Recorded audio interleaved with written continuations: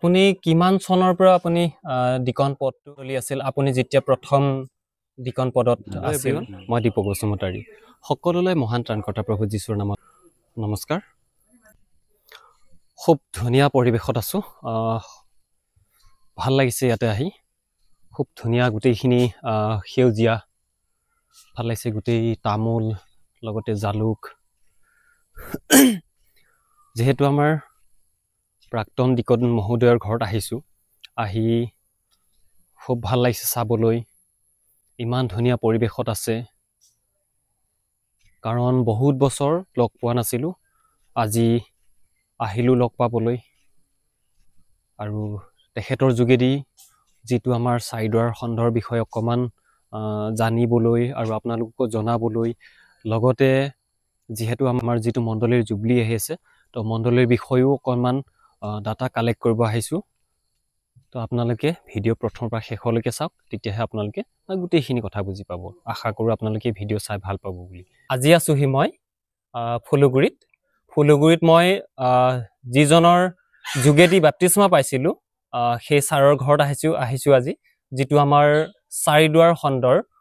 প্ৰাক্তন ডিকন মহোদয় ছাৰ নমস্কাৰ তো ভালে আছে ভালে আছো আপুনি কিমান চনৰ পৰা আপুনি ডিকন পদ কিমানটা মণ্ডলী আছিল আপুনি যেতিয়া প্ৰথম ডিকন পদত আছিল আমাৰ যিটো চাৰিদুৱাৰ খণ্ডত বাৰু সৰ্বপ্ৰথম ঈশ্বৰৰ ধন্যবাদ জনাইছোঁ আৰু আজি আমাৰ মোৰ ঘৰত অহা আমাৰ নাতিসকলকো ধন্যবাদ জনাইছোঁ সকলোকে খ্ৰীষ্ট প্ৰেমৰ নমস্কাৰ বিশেষকৈ মোৰ ফালৰ পৰা যিটো মই পৰিচয় দিব লাগে মোৰ মণ্ডলী 1 নং গাৰু বাপ্তিষ্ট খ্ৰীষ্টান মণ্ডলী হয় মোৰ নাম শ্ৰীযুত জানিষ্টন চাংমা মোৰ ঘৰ এইটোৱে ঘৰ মোৰ বৰ্তমানলৈকে 6টা পৰিয়াল আছে মোৰ ঘৰত দুজনী ছোৱালী আৰু জোঁৱাই আৰু মই আৰু নাতি 6জন পৰিয়াল আছে মোৰ কাৰ্যকাল 1974 মই এই ফুলগুৰি গাৰো বাপ্তিষ্ট মণ্ডলীৰ পালক হিচাপে দায়িত্ব গ্ৰহণ কৰিছোঁ পালক হিচাপে কৰি 2007 চনত মই পালক পদৰ পৰা অৱসৰ ল'লোঁ আৰু দ্বিতীয়তে যিটো ডিকন পৰিচৰ্যাৰ কাৰণে মোক অৰ্ডেন দিবলৈ আমাৰ চাৰিদুৱাৰ খণ্ড সভাই শাখা সভাই যাজু কৰিলে তেতিয়া শাখা সভা আছিলে তেতিয়া শাখা সভা আছিলে শাখা সভাই যাজু কৰিলে আৰু মোক প্ৰস্তাৱ দিলে মণ্ডলীৰ প্ৰস্তাৱ ক্ৰমে শাখা সভাৰ কৰ্মকৰ্তাসকলে মোক 1986 আগষ্ট মাহৰ 31 তাৰিখে মোৰ নিজস্ব মণ্ডলীতে স্বৰ্গীয় এলিয়া বাৰকৰ হাতে ডিকন অৰ্ডেন দিয়া হ'ল তেওঁতো এতিয়া নাই আৰু তেওঁ স্বৰ্গীয় হ'ল তেওঁৰ হাতে মোক ডিকন অৰ্ডেন দিয়া হ'ল তেতিয়াৰ পৰা কৰি এতিয়ালৈকে মই যদিও খণ্ড সভা আমাৰ শোণিতপুৰ সভাৰ খণ্ড সভাৰ পৰা প্ৰাক্তন হ'লো তথাপি এতিয়া NBGBCA নৰ্থ বেংক গাৰো বাপ্তিষ্ট খ্ৰীষ্টান এছ'চিয়েশ্যনলৈকে মই এতিয়াও ডিকন পদ চলি আছোঁ বৰ্তমান মোৰ ডিকন কাৰ্যকাল 39 বছৰ এতিয়া হ'ব আৰু 39 বছৰ হ'ব ডিকন কাৰ্যকাল 39 বছৰ হ'ব যিটো নেকি আপুনি প্ৰথম আমাৰ শোণিতপুৰ সভাৰ আণ্ডাৰত যিটো চাইডৰ খণ্ড তো সেই চাইডৰ খণ্ড সভাৰ আণ্ডাৰত আমাৰ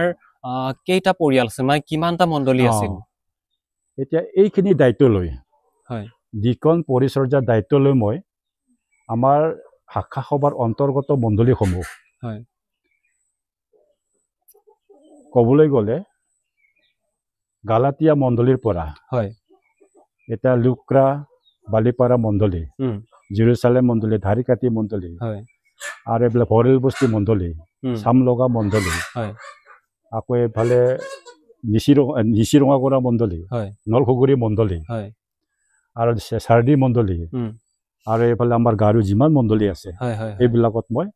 22টা মণ্ডলীক লৈ পৰিচৰ্যা কৰিছিলোঁ কালক্ৰমে এই 22টা মণ্ডলী ফালৰ পৰা হয় আমাৰ বড়ো ভাই ভনীসকলে ফেলোশ্বিপলৈ গুচি গ'ল ফেলোশ্বিপলৈ গুচি গ'ল হয় হয় ফেলোশ্বিপ গুচি গ'ল উম,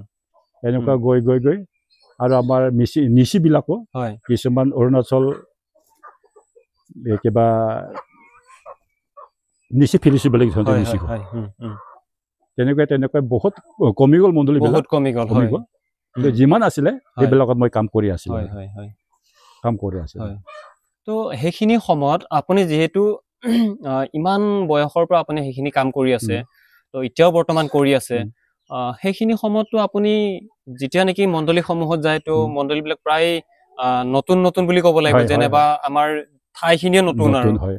তো সেইখিনি সময়ত আপোনাৰ যাত্ৰাৰ সময়ততো বহুত অসুবিধা হৈছিলে কাৰণ আপুনিতো চাইকেলৰ যোগেদি গৈছিল মই চাইকেল চলাই ইমানখিনি মণ্ডলীলৈ মই ঘূৰি ফুৰিছিলোঁ হয় তেতিয়া কোনো কষ্ট পোৱা নাছিলোঁ তেতিয়া ডেকা হিচাপে আছিলোঁ হয় হয় হয় শক্তি আছিলে হয় যদিও ৰাস্তা ঘাটবিলাক বেয়া হয় তথাপিও মানে এইবিলাক কাটি কৰি পেলাই মানে চলিছিলোঁ গৈছিলোঁ হয় আৰু কামবিলাক কৰিছিলোঁ আৰু তেনেকুৱা মণ্ডলীবিলাকো উম। সহায় কৰিছিলে হয় হয় আৰু মৰম কৰিছিলে হয় সেইকাৰণে কোনো অসুবিধা পোৱা নাছিলোঁ সেই সময়ত হয় হয় হয় আৰু এতিয়ালৈকেও তেনেকুৱা অসুবিধা মোৰ হোৱা নাই Praise the Lord. হোৱা নাই এতিয়ালৈকে আৰু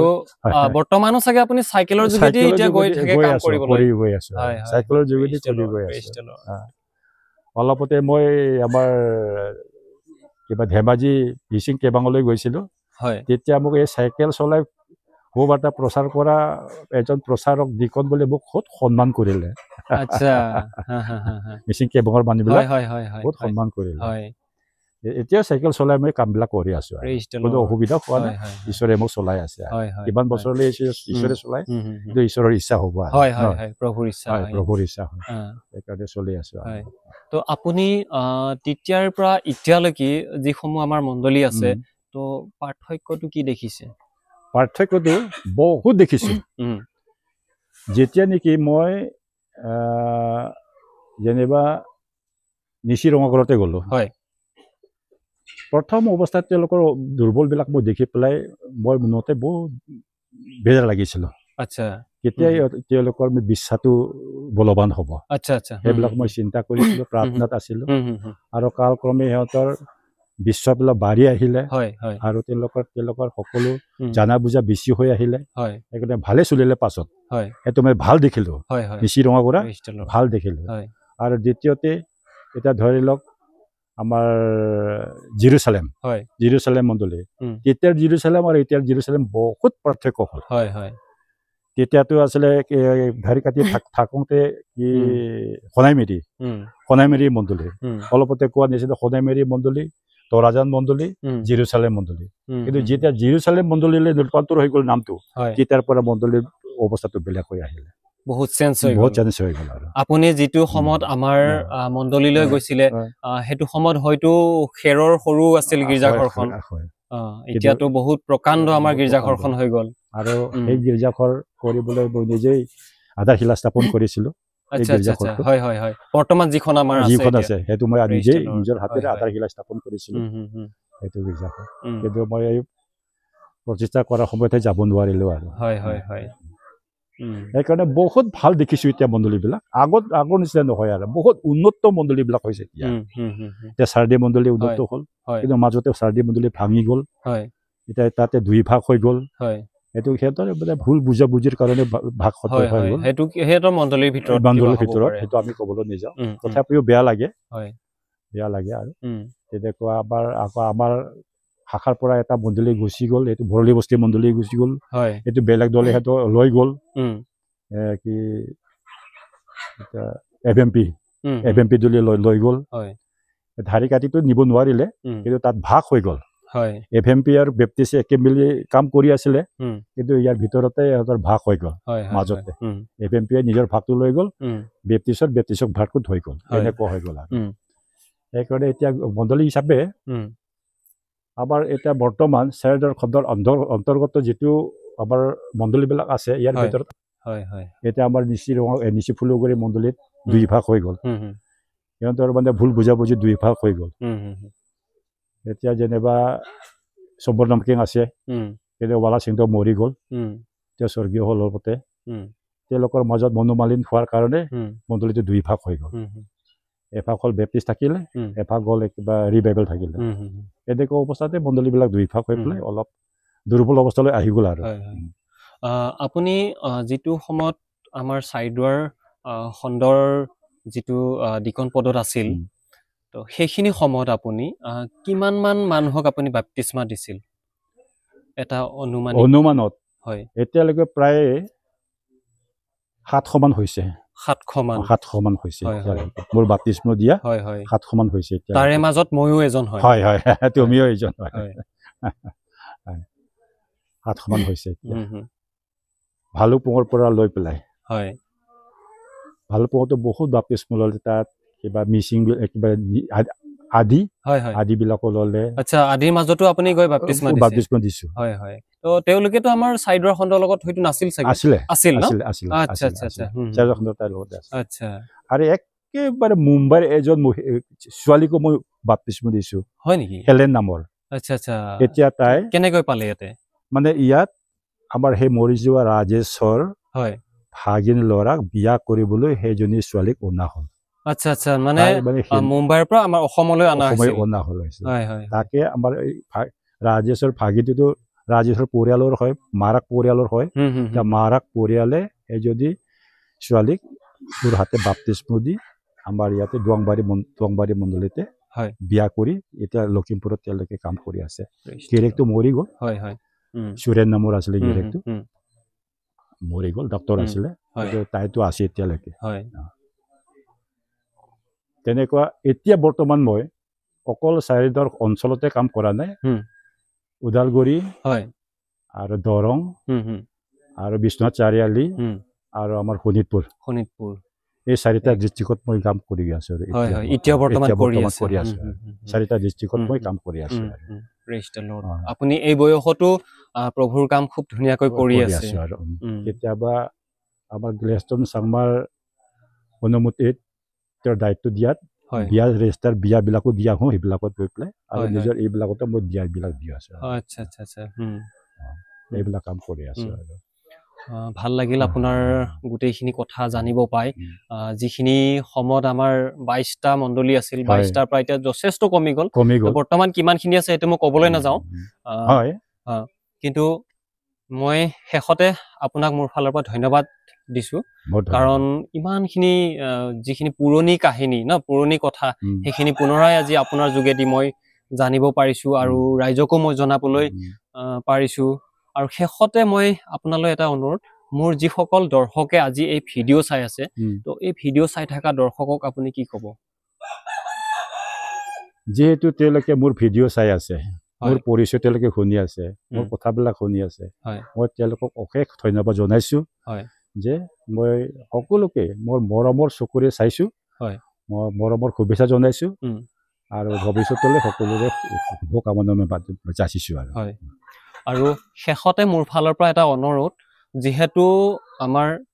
ডিকন ছাৰ এতিয়াও কাম কৰি আছে তো আপোনালোকে যিমান পাৰে প্ৰাৰ্থনা কৰিব যাতে এই যাত্ৰাত কোনো ধৰণৰ যাতে শয়তানৰ বাধাবিলাকে যাতে নাহে তো আপোনালোকে খুব প্ৰাৰ্থনা কৰিব এতিয়াতো বয়স বহুত বেছি হৈ গৈছে আজি দিনক